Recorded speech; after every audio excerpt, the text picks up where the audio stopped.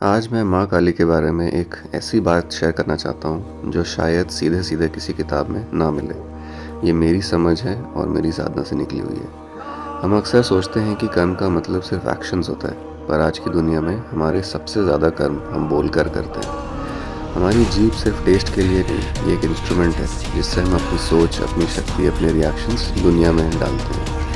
जो हम रोज़ बोलते हैं वो सिर्फ हवा में नहीं रह जाता, वो इवेंट्स की एक चेन शुरू करता है। सोचो, तुम रोड पर हो, सामने से कोई आ रहा है, तुम्हें नहीं पता उसके जीवन में क्या चल रहा है, तुमने उसे कुछ कड़वा बोल दिया, वो बात उसके दिमाग में घूमती रह गई, वो आगे बढ़ता है, ऑलरेडी उसके पास बोझ है और अब तुम्हारे शब्द भी साथ हैं। हम सोचते हैं मेरी बातों से क्या ही फर्क पड़ेगा, पर यही गलती होती है। शब्द भी कर्म होते हैं और कर्म कब कहाँ जाके जुड़ जाए इसका कैलकुलेशन हम नहीं कर सकते।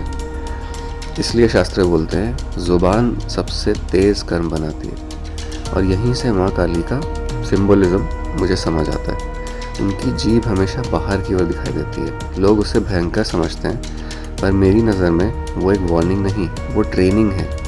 वो दिखाती है कि जो भी हम बाहर फेंक रहे हैं वो पहले अंदर कंट्रोल होना चाहिए। माँ काली हमारे विकारों को, गुस्सा, अहंकार, रिएक्शन बाहर निकलने से पहले ही अपने अंदर एब्जॉर्ब कर लेती हैं। इसलिए उनकी साधना का मतलब आपके आसपास की दुनिया टूटना नहीं होता, अंदर के पैटर्न्स का टूटना होता है।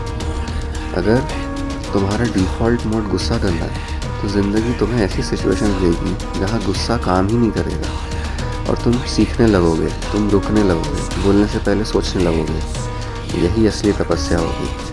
अपना सर माँ काली के चरणों में रखना कोई ड्रामेटिक जेस्चर नहीं है। उसका मतलब होता है अपनी ज़ुबान, अपनी इम्पल्सेस, अपनी आइडेंटिटी और अपनी पूरी कॉन्शियसनेस, अपनी पूरी चेतना को माँ के हवाले कर देना।